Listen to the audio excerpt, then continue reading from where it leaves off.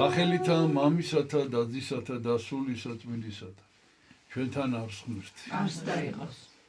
დღეს წავიკითხეთ სახარებიდან ადგილი თუ როგორ მოუწოდა იესო ქრისტემ მოციქულ მათეს, რომელსაც ეთქვა ლევი, სახელად ლევი ერქვა და იყო მეზვერე, იყო პირდაპირ იჯდა ამ გადასახადის შეკრების ადგილას, ამ თავის კანტორაში და აგროვებდა გადასახადებს და იესო მივიდა მასთან და მოუწოდა, მან ყველაფერი დატოვა და ადგა და გაყვა იესო ქრისტეს. და ამის შემდეგ მან იესო ქრისტე მიიწვია თავის სახლში. და უამრავი ადამიანი მივიდა და მათ შორის იყვნენ ეს მეზორეები და ფარისევლები, რომლებიც ამბობდნენ, რომ როგორ შეიძლება ასეთ წოდვილ ადამიანთან სტუმრად მისვლა საერთოდ. ეს ითვლებოდა ებრაელებისთვის შეგვიძლია. იმიტომ რომ ეს ადამიანი იყო ძალიან უღირსი პროფესიის. ანუ ეს გადასახადების უმკრებელობა, და ეს ითვლებოდა სამშობლოს ბალატად, იმიტომ რომ ებრაელები რომაელებს ყავდათ დაპყრობილი და რომაელების სამსახურში მით უმეტეს. ასეთ სამსახურში თავისი თანამოქალაქეების წინააღმდეგ ითვლებოდა სამართლმსაჯულო საქმიანობად. სახარების ამ ადგილიდან ორი ძალიან მნიშვნელოვანი დასკვნის გაკეთება შეიძლება. რა თქმა უნდა, ბევრის, მაგრამ მეორზე მინდა გავამოხილო ყურადღება. ერთი ის, რომ აი ეს ადამიანი მეზორე მათე უწოდა იესო. ესე იგი, წარმოიდგინეთ, აი ამ უღირს საქმეს აკეთებდა და მდიდრდებოდა ამით, დიდი შემოსავლის წყარო იყო ეს მისთვის, ამიტომ იყო თანახმა ეს. და ესე იგი, იჯდა და აგროვებდა ამ ფულს და როდესაც იესო მოუწოდა, აი ხო სრულებით წარმოუდგენელი იყო ხო მისთვის, რომ აი ესე უფალი მოვიდოდა და მოუწოდებდა, რომ მისი მოწაფე გამختارიყო, ხო? აი არ ელოდებოდა ამას. თუმცა სინამდვილეში მაინც ელოდებოდა და ადგა ყველაფერი დატოვა იმ წუთასვე და გაყვა.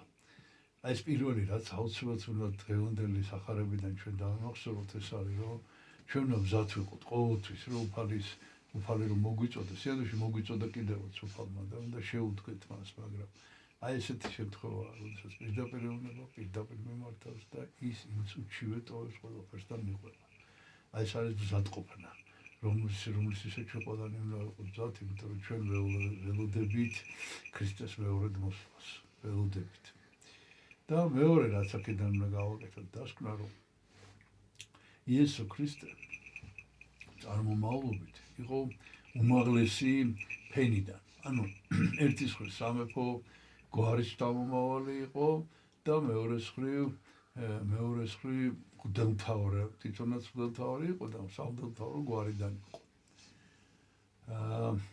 მეტი იერუსალიმში აღარ არსებობდა ისრაელში, ამაზე მეტი სოციალური მდგომარეობა, რომელიც იესოს ჰქონდა, უბრალოდ არ არსებობდა. ეს იყო ყველაზე მაღალი სოციალური ფენიდან და იგი მივიდა აი ამ სოციალურად ყველაზე დაბალი ფენის ადამიანთან, შევიდა სახლში და გაიზიარა მისი სუფრა, მისი სადილი და მიიყვანა თავისი მოწაფეები და დასხდა, ფეხი მოირთხა და აი ამ ხალხთან, რომელიც მის გარშემო იყო, ესე იგი ამათთან ერთად, ესე რომ ვთქვათ, ქართულად პური გატეხა. და ამის გამო ებრაელებმა ძალიან განიკითხეს. და აი რომ დაუკვირდეთ სინამდვილეში რაზე არ ლაპარაკი. რომ აქ არის ლაპარაკი იმაზე, რომ ებრაული წარმოდგენებით შეიძლება ამ საკეს ჰქონდა კიდევაც რაღაცა გარკვეული გვარიშვილობა, მაგრამ თავარი იყო ის, რომ ის რაღაცა საქმით იყო დაკავებული და ამის გამო ისინი თვლიდნენ უკადრისობდნენ ასეთ ადამიანთან ურთიერთობას. აი ეს უკადრისობა ეს არის ძალიან საფრთხილო რამ, იმიტომ რომ გაჩნია რატო უკადრისობ ადამიანთან, ხო? აქ მაინც არის თავარი ის, რომ როგორ შეიძლება აი ესეთი გვარიშვილობის ადამიანი, როგორც იესოა, მივიდეს ასეთი სოციალური ფენი ყველაზე დაბალ საფეხურზე მყოფ ადამიანთან. სინამდვილეში, აი დღევანდელი გადასახედიდან რომ გადავავლოთ თვალი, ვიზია ლაპარაკია ერთ-ერთ უდიდეს მოციქულზე, რომელმაც თავარი შეიძლება ითქვას პირველი აი ცენტრალური სახარება დაწერა, სადაც მოგვიყვა ჩვენი იესოს ამბები და ეს სახარება დარჩა. მის მიერ დაწერილი წიგნი, იესოს ცხოვრების აღწერილი წიგნი დარჩა.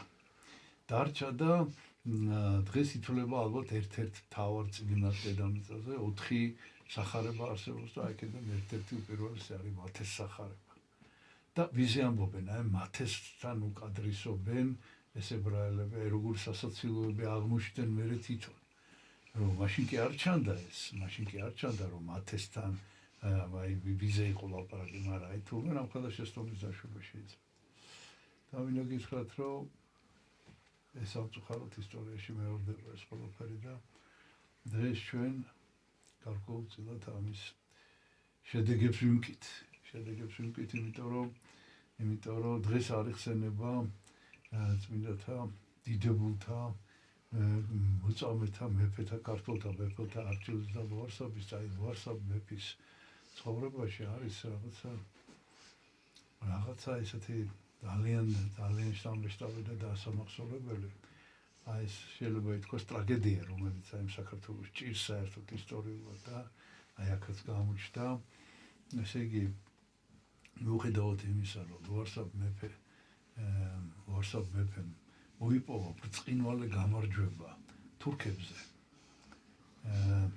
გიორგი სააკაძის დახმარებით და გიორგი სააკაძის უშუალო მონაწილეობით ეს იყო უდიდებულესი პიროვნება, ეს იყო საოცრად ნიჭიერი და ერთგული და მამაცი სარდალი და ესე იგი იმდენად რომ ესე წერია ქართლის ცხოვრებაში, რომ მეორე იყო მეფის შემდეგ თავისი სიმდიდრით, თავისი პატივით და მეფემ გადაწყვიტა მისი და შეერთო ცოლად და აი სწორედ ეს დიდებულები ზუსტად ისე აუჯანყდნენ ლუარსაბ მეფეს, როგორც ეს ფარისევლები იესოს და ეუბნებიან, რომ როგორ შეიძლება, როგორ უნდა დაგვასვა თავზე ეს ვიღაცა და ესე იგი ეს ფლატ დაბალ ფენაზე არ იყოს ესე იგი სოციალური თვალსაზრისით, მაგრამ ესენი თავადები იყვნენ. თავადები და აი თავადები როგორ ემორჩილებოდნენ აი ვინმე ესე იგი არათავადს ესე ვთქვათ რა, არათავადს და მოკლედ იმდენი იქნეს, რომ მეფეც დაყაბულდა სამწუხაროდ ამას და ეს ცოლი განუტევა კანონიერი ცოლი და ამის შემდეგ იმ წუთშივე დაიწყეს ლაპარაკი ამათმა, რომ გიორგი სააკაძე არაპატიებდა მეფეს ამ თავისი დის გაშვებას და აუცილებლად ესე იგი შურს იძიებდა და ამიტომ სასწრაფოდ გიორგი სააკაძე უნდა მოეკლა. და აი მეფემ ეს გადაწყვეტილებაც მიიღო და ძალიან ძიმეთაც კი იწვნია ეს ყველაფერი, მაგრამ ეხლა ჩვენ ამაზე არ ვამბობთ, ჩვენ სხვა რამეზე ვამბობთ, რომ აი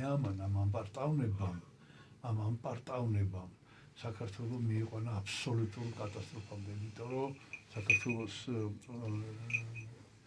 მოპირისპირე, საქართველოს მოწინააღმდეგე იყო ერთ-ერთი უდიდესი ტერი საქართველოში, მაგრამ ტერის გარდა ეს იყო თვითონაც ერთ-ერთი უდიდესი სარდალი, ეს იყო ირანის შახი აბას პირველი და აი ამან გამოიწვია ფაქტიურად ის, რომ საქართველოს კიდევ ერთხელ საქართველოს მთლიანად შეიძლება ითქვას განადგურდა, დამარცხდა მარაბდის ბრძოლაში. რა თქმა უნდა, ჩვენ ღმერთმა დაგულს ამ ყველაფრისთვის, ამ თავდადებისთვის და კიდევ ერთხელ აღდგა ამის შემდეგ საქართველოს დროით, მაგრამ ვინ იცის ეს რა არ ყოფილიყო, ვინ იცის რომ გიორგი სააკაძე არ გადახვეწე, იძულებული არ გამختارიყო, გადახვეწილიყო, ვინ იცის აი სწორედ დღეს ჩვენ გვექნებოდა ალბათ რა ვიცი. ზოგჯერ კიდე მოხდა მე ეს ამბავი, მაგრამ მაინც იმედია, რომ აი ძლიერი სახელმწიფო იქნებოდა ძალიან. ხო და ამიტომ ესე წერია სახარებაში უპირველესად ეძიებდეთ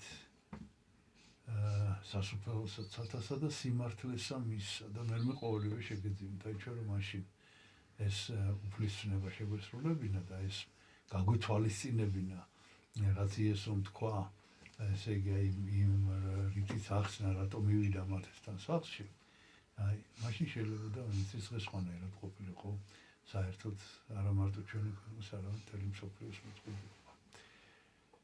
არ ვიცით, შეიძლება კი, შეიძლება არა. ღმერთმა დაგლოცოთ ჩვენთან არს ღმერთი. არც დაიყავს.